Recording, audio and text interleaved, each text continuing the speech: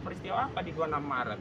Kenapa? Setidaknya semestinya sudah ada deskripsi yang sifatnya ya sederhana atau ringkas yang bisa menjadi acuan kami. Oh, peristiwanya saat beli bakso di pasar. Nah, kami akan menyiapkan misalkan struk pembelian bakso, ya, tempat bakso klien kami itu makan, dan kami bisa berikan deskripsi ini baksonya enak atau tidak. Tapi ini kan tidak, hanya dikatakan dalam undangan klarifikasi berdasarkan ya laporan saudara Joko Widodo dalam peristiwa 26 Maret di Jakarta, tapi tidak disebutkan peristiwa apa.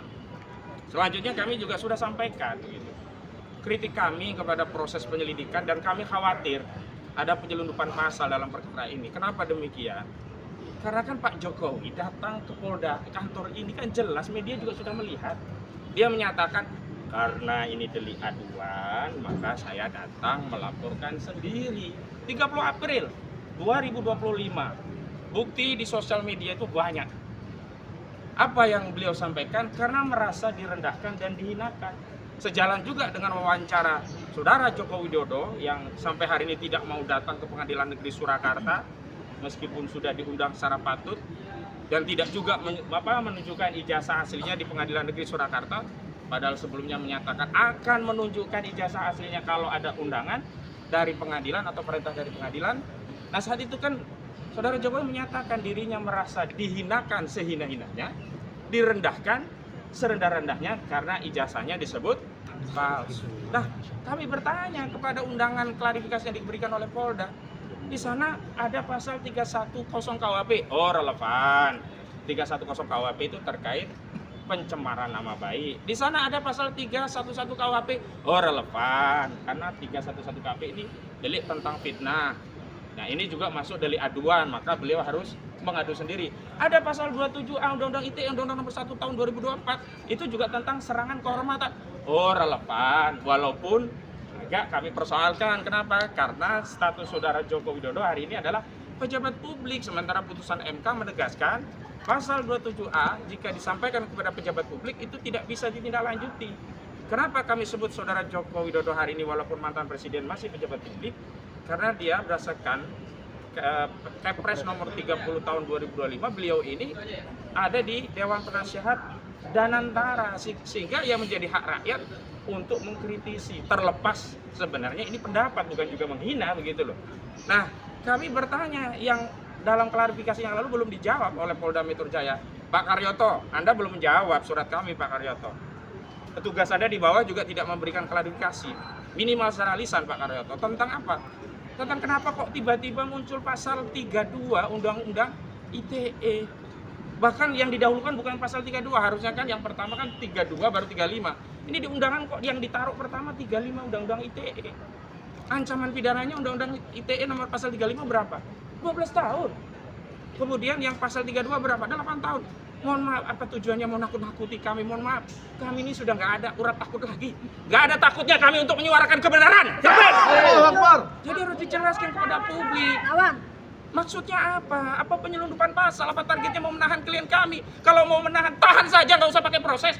Dulu juga banyak masyarakat langsung ditangkap polisi tanpa proses. Begitu sampai di kepolisian hanya disuruh minta maaf dan seterusnya. Janganlah polisi dijadikan alat kekuasaan.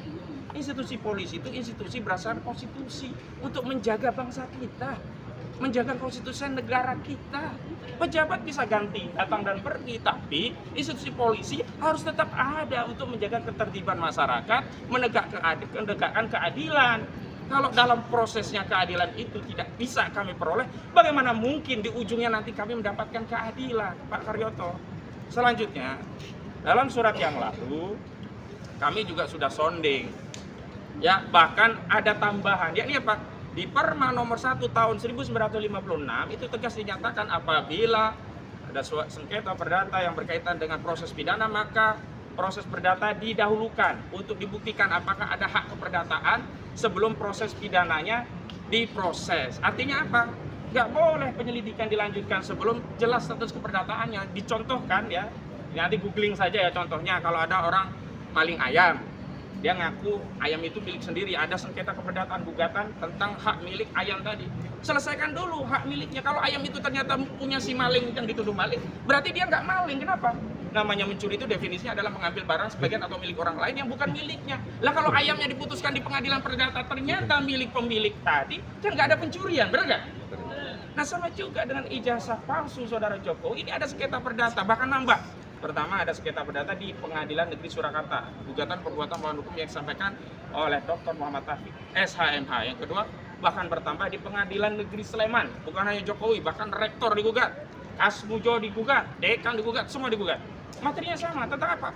Tentang perbuatan melawan hukum. Terkait apa? Ijazah tadi. Artinya begini, apakah saudara Jokowi benar-benar memiliki hak keperdataan terhadap ijazah tadi? Kalau ijazah tadi asli, maka saudara Joko Widodo memiliki hak keperdataan atas hak-hak yang ada pada dokumen ijazah dan bisa dia gunakan untuk menuntut hak keperdataan, misalkan nyalon gubernur, nyalon pilpres, dan seterusnya. Nah, kalau ternyata nanti dibuktikan tidak memiliki hak keperdataan, ya di mana pencemarannya? Kalau dia nggak punya hak atas ijazahnya, kalau ijazahnya itu dinyatakan oleh pengadilan nanti misalnya tidak sah. Jadi jangan kemudian melangkahi, bukan melangkahi kami loh, mohon maaf, kalau kami dilangkahi udah biasa, rakyat itu dilangkahi oleh polisi, biasa kami, mohon maaf Pak Polisi. Tapi jangan melangkahi kewenangan pengadilan. Ini sudah ada 2 nomor perkara, yang satu sampai tahap mediasi, yang satu baru pendaftaran. Jangan buru-buru lah. Nah itu juga belum dijawab oleh Pak Karyoto, Pak. Anggota Anda belum jawab, Pak Kapolda Metro Jaya, Pak Karyoto. Dan saya ingatkan Pak, tim hukum kami itu di dalamnya juga ada Dr. Abraham Samad SHMH. Dulu atasan Bapak di KPK. Mohon periksa Pak kasus ini agar apa ada atensi dari pimpinan, karena kasus ini Pak diperhatikan seluruh rakyat, bukan hanya klien kami. Dan terakhir, kalau memaksakan pasal 32 35 harusnya yang kena itu si Sandi, kader PSI yang dia mengupload ijazah Jokowi dan sekarang sedang dilaporin ke polisi Sandi itu. Kenapa? Pasal 32 itu memasukkan barang dalam sistem informasi elektronik tanpa seizin pemiliknya yang sebelumnya itu abal-abal ya dinyatakan asli. Nah terakhir dia mengatakan itu kan bukan asli lagi. Tangkap itu Sandi. Kenapa klien kami yang diperiksa dengan pasal 32? Target pasal 35 itu adalah mengubah dokumen elektronik yang sebelumnya tidak otentik menjadi seolah-olah otentik. Contoh kasusnya begini. Bapak bayar, saya menjadi lawyer. Disepakati biaya lawyer fee-nya ya 50 juta. Bapak kirim screenshot sudah transfer ke saya 5 juta tapi diedit jadi 50 juta. Nah, ngedit inilah yang menjadi kasus di pasal 35 Undang-Undang ITE. Bukan orang mengkritisi berdasarkan ilmu kemudian dipaksa dengan pasal 35, pasal 32. Gak nyambung. Mohon maaf Bapak-bapak sekalian ya di institusi Polda, kalau ini kerjaan penyidik di tingkat polsek, masyarakat akan maklum, wajar. Pengalaman polsek kan masih terbatas. Ini Polda Metro Jaya. Untung saja ini tidak ditangani oleh Barreskrim. Kalau Barreskrim malu lagi institusi Polri. Masa memaksakan pasal yang tidak relevan? Baik itu, dan nanti klien kami akan didampingi 2 lawyer. Pertama ada Bang Muhammad Samsir Jalil, SHMA. Kedua ada Pak Gunawan Harikesit. Nanti juga ada lawyer yang lain secara bergantian karena keterbatasan ruang penyelidikan. Kami akan bergantian. Namun sebelum diperiksa, nanti kami ingin pandangan dari Bang Rizal Fadilah, pesan-pesan perjuangan kepada seluruh rakyat Indonesia terkait kasus ini. Silakan Pak. Assalamualaikum warahmatullahi wabarakatuh. Waalaikumsalam warahmatullahi wabarakatuh. Alhamdulillah pada hari ini saya didampingi oleh kuasa hukum akan memenuhi panggilan Polda Metro Jaya berkaitan dengan laporan dari Sumut Joko Widodo. Cari. Nah saja Mas. Ya, yang pada awal saya tidur. saya memang tidak bisa hadir karena Saya tidur Bang. Mas saya tidur. tadi Ini Bang. ada insiden, ada kecelakaan, ya, ditabrak ya peluru alam, tapi itu adalah peristiwa yang menyebabkan tidak bisa hadir. Sekarang juga sebetulnya belum sembuh total, masih agak luka dan dibalut ya, untuk bisa melangkah sampai ke tapi dengan itikat baik dalam kaitan dengan kepatuhan hukum, membantu penegakan hukum, gitu kan, masyarakat yang memang punya peran serta untuk itu, maka insya Allah gitu kan saya siap untuk bisa menyampaikan hal-hal yang diperlukan sebatas kompetensi, kewenangan atau juga status ya. Kalau disebut statusasi ya apa yang kita ketahui, yang kita dengar, ya kan kita lihat ya sebatas itu karena statusnya saksi. Saya mengucapkan terima kasih kepada tim kuasa hukum yang cukup banyak dan penuh dengan spirit juang ya untuk menegakkan kebenaran, kejujuran dan keadilan. Kira komitmennya itu tidak ada hal-hal yang lain. Saya apresiasi betul kepada tim kuasa hukum ini yang terdiri dari berbagai elemen. Nah, kemudian bahwa intinya kalau lihat dari laporan itu adalah soal pencemaran, soal fitnah dan termasuk di dalamnya soal ITE 3235 tadi. Namun saya pastikan bahwa soal pencemaran itu menjadi kontroversi dan belum sampai kepada konklusi karena saya, teman-teman yang lain termasuk Dr. Roy Suryo, Dr. Rismon, Dr. Tiba, atau yang lain-lainnya juga sebenarnya dalam proses pencarian terhadap kebenaran dari status ijazahnya Joko Widodo. Jadi masih dalam proses pencarian, baik melalui proses pengadilan, perdata, termasuk juga pendampingan di pengadilan pidananya, sampai ke pengaduan ke Bareskrim, lalu sekarang juga dilaporkan di Polda Metro Jaya. Ini semua dalam proses pencarian tentang kebenaran dari status ijazahnya Jokowi asli atau palsu gitu. Jadi belum ada kesimpulan yang bisa dijadikan akhirnya pencemaran, itu nama baik, fitnah, belum bisa itu. Tapi itulah nanti kita akan sampaikan hal-hal yang memang menjadi pengetahuan apa yang kita dengar, kita lihat sebagai seorang yang disebut di sana sebagai saksi. Begitu juga apalagi tadi kuasa hukum sudah sampaikan bahwa pasal 3235 juga, kalau itu mah saya pastikan lah tidak akan bisa sampai pada kesimpulan bahwa kita ini otak-atik masalah informasi elektronik atau dokumen elektronik gitu kan, tidak gitu, malah mungkin itu harusnya terarah kepada siapa sebenarnya yang lebih kompeten untuk dijadikan pihak yang dilaporkan, karena mereka lah yang tentu saja bisa mengotak-atik informasi elektronik atau dokumen elektronik, sedangkan saya mungkin juga dengan yang lain-lain tidak ada hal yang bisa menunjukkan atau punya keyakinan dan berdasarkan pengalaman itu tidak terjadi. Jadi intinya mudah-mudahan nanti saya dengan tim hukum bisa menjelaskan secara tuntas masalah ini ya, bahkan kita sedang tadi kalau memang sedang mencari, memburu lah, kita bantu buru. Salah satunya Sandi kan, semuanya kita sama-sama berupaya untuk sampai menemukan kebenaran materialnya, kebenaran sesungguhnya, apakah ijazah Joko Widodo itu asli atau palsu. Itu sebenarnya sedang dilakukan. Jadi belum ada yang mau pencemaran, namanya fitnah gitu kan, apalagi sebagai konteksnya pelanggaran terhadap undang-undang ITE dan sebagainya. Tapi insya Allah demi sebagai warga negara yang punya kewajiban hukum, kita akan patuhi upaya atau langkah ini dan ikut serta membantu proses penegakan hukum gitu kan, sampai bisa nanti terjawab sebenarnya bahwa ijazah dan skripsi, karena tidak bisa dipisahkan ya. Ijazah saja, kalau skripsinya palsu nggak mungkin ijazahnya asli gitu. Jadi harus dua-duanya. Jadi nanti kalau ada uji forensik dan sebagainya diharapkan transparan, diharapkan harus melibatkan banyak pihak sehingga tidak menjadi kontroversi baru gitu ya. Satu hasil dari proses hukum di lembaga penegak hukum ternyata jadi kontroversi hukum.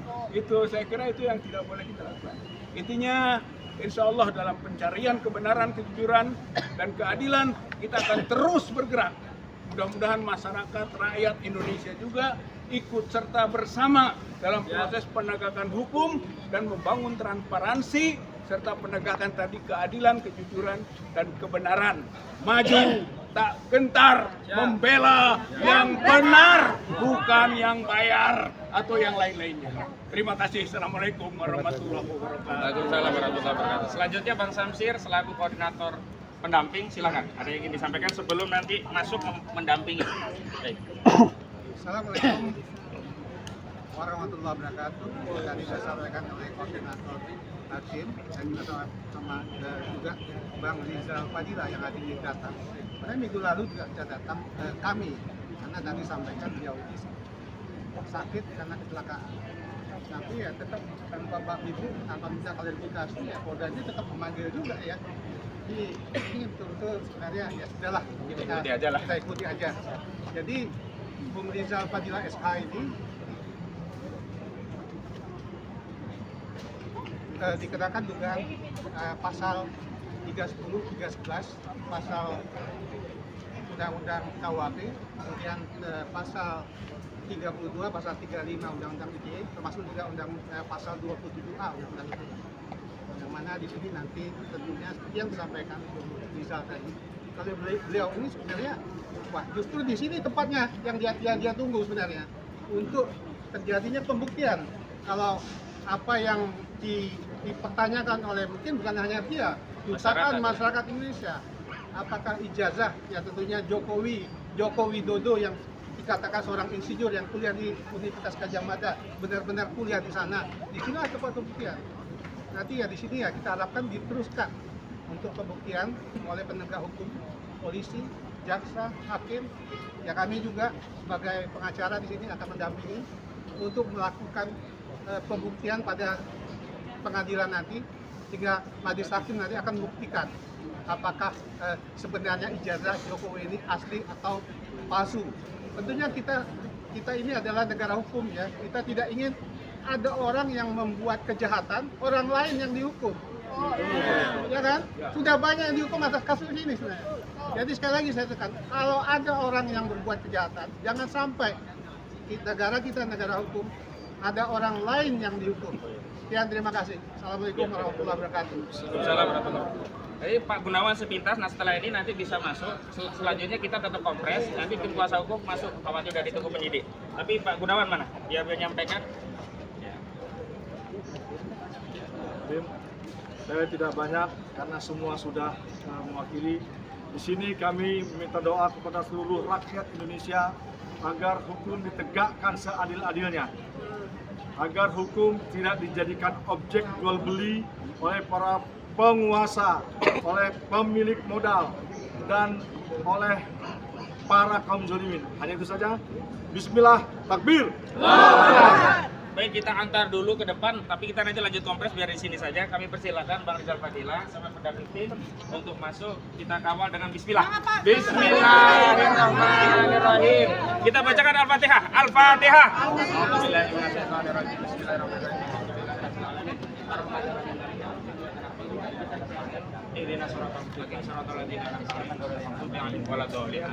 Lanjut aja, khawatir udah cukup yang tadi lah. Ya, selanjutnya ada apa saya Argumen, dokumen maupun argumen, insya Allah. Gitu kan, yang penting kita berangkat dari keyakinan bahwa ini adalah kebenaran hukum yang ingin kita tegakkan. Bang Rizal, kan sampai sejauh ini katanya Pak Jokowi itu belum ditunjukkan nih. Belum. Apakah tetap akan dari pemeriksaan atau gimana? Karena dasarnya belum kuat kan? Ya, saya kira semua proses hukum harus ditempuh. Sudah saja. Sampai nanti pada Izin Bang. asli Bagaimana Bang? Yang mau diperiksa? Ya.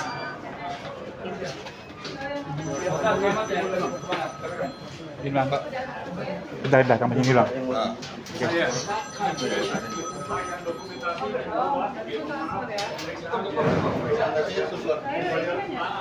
Yang dokumentasi, apa yang dokumentasi